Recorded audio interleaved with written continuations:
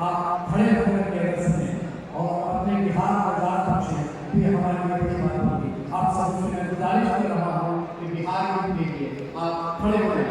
मैं आपसे गुजारिश कर रहा हूँ कि बिहार गीत के लिए आप खड़े हो जाए। हमारे बिहार का ये सम्मान, हमारे बिहार का ये एजाज ले आ रहे हैं अकीमा फातिमा, राफिया परवीन, मदरसा हाफिया परसारी, सुपौल की हमारी बच्चियाँ। आइए भाई